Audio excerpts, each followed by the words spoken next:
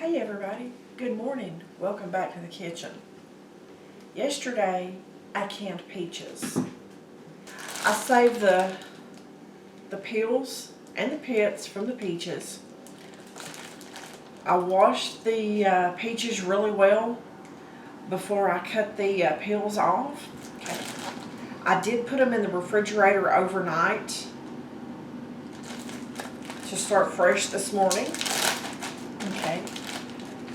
I have a pan on the stove.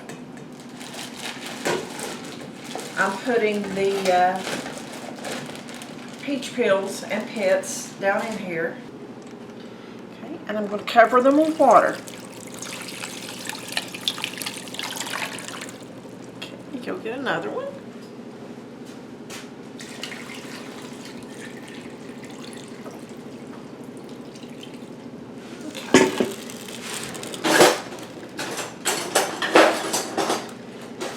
Spread these around.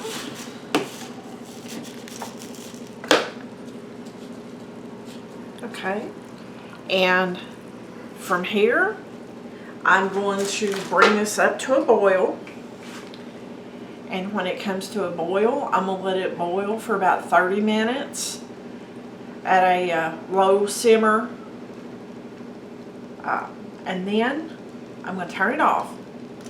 Then you let it sit at room temperature for about 12 hours after that. The peach peelings and pits have sat all day long. They sat about 12 or 13 hours. So I'm going to strain the juice off of them.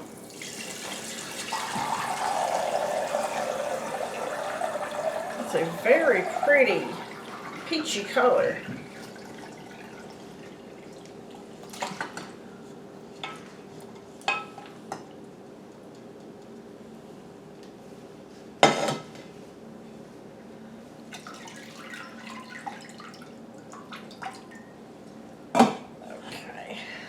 Batch of the recipe calls for 5 cups of the peach juice. So I'm only going to make one to make sure that my family is actually going to really love it. I like anything peach, but I don't want to make a whole bunch of stuff just for me. And get the rest of the ingredients together right quick. Okay, I have drained the peach juice off of my peels and pits. Now folks, I got this recipe from an old school friend of mine. Thanks, Tara. And she said that if you want this really clear, to strain it through a coffee filter. Personally, I like the color of it, so I'm not going to strain it through a coffee filter. I think it's going to be fine. But I have 5 cups of my juice, and I'm adding a 1/4 cup of lemon juice. Okay. Now I'm going to bring this to a boil. Now folks, just in case you didn't know, and some people don't, on the side of the canning jars, there's numbers. So it's 1, 2, 3, 4, 5, and on up cups. So I did measure my 5 cups out on here. My other big measuring cup has sugar in there. So it works. It works. But I'll bring that up to a boil and we'll be back for the next step. Okay, the peach juice and lemon juice have come up to a boil. I have a package of jell. I need to put in here, stir up and dissolve it.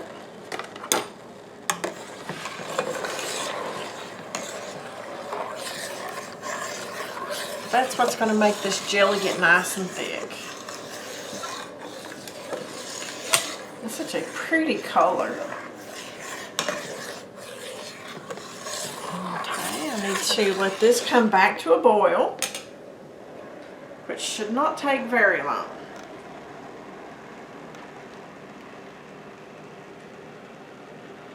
Okay, we're back to a boil. Now I need to add my sugar.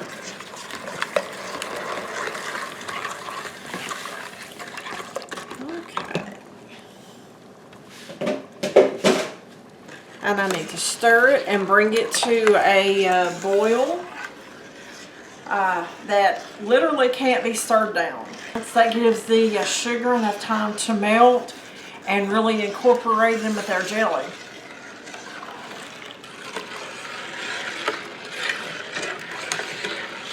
Just going to stir it and make sure that we don't have anything to stick, because I would hate to ruin a batch of jelly.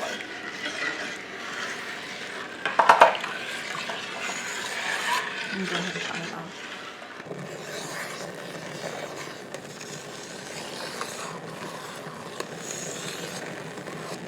We're almost to that point. Now this did take about 7 minutes for me, but folks, the eyes on this glass stove don't get as hot as what the coils do on a lot of the regular stoves. So it definitely takes me a lot longer to get something cooked than what it does a normal person.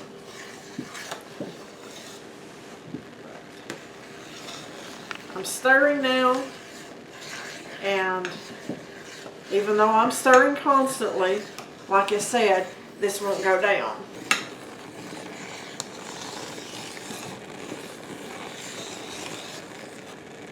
Alright folks, I do believe we are ready to get this in the jars.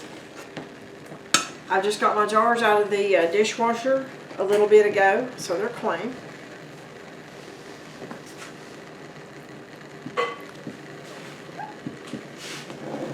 I'm going to remove that from the heat so it will quit cooking. I've got half-pint jelly jars. And folks, I have to admit, I've done a little taste test of this broth, the jelly juice, whatever you want to call it, and it tastes really good.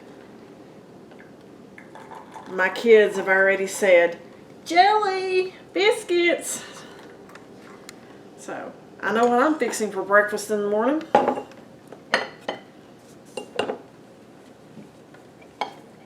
Always wipe your the rim of your jar. That way there's nothing on there to keep it from sealing. I have a new flat. Old rings, it doesn't matter, you can reuse the rings. I prefer to use a new flat. Some people don't, but that's your choice. Okay, I'm putting these on here finger tight. I'm putting them in a water bath canner. It does not need to be pressure canned. And I'm just going to continue to fill these jars, and we're going to see how many we get. And I'm really excited about this jelly because it just looks and smells so good. I've made different types of jams and jellies, but I've never made one using the peach pit. That was a new one to me. So I'm really excited about this. But back to the lids.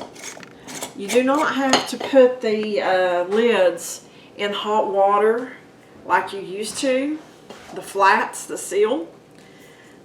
The directions on them are totally different from the jars of yesteryear, folks.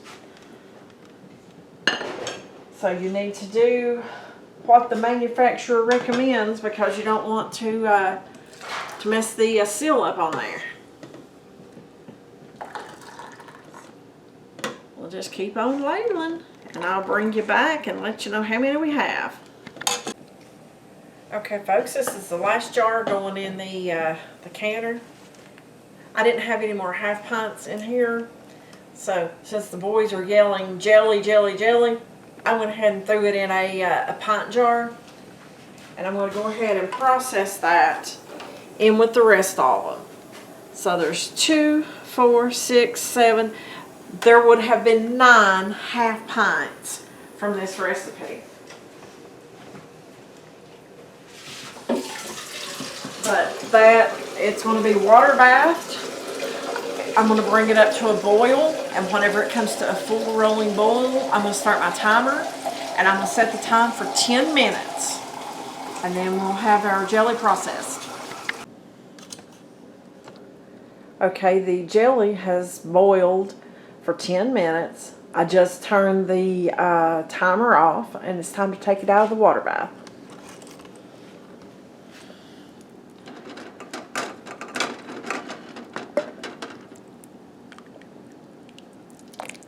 Look at that.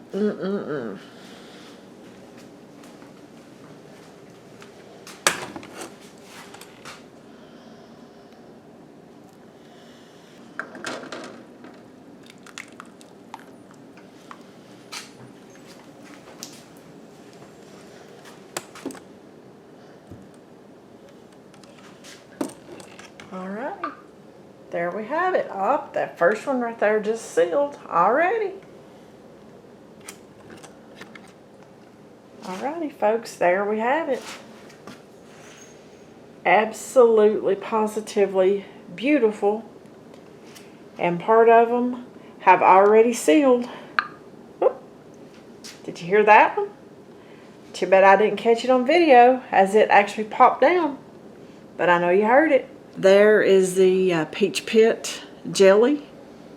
And I hope you enjoyed the video as much as what we're going to enjoy eating this in the morning.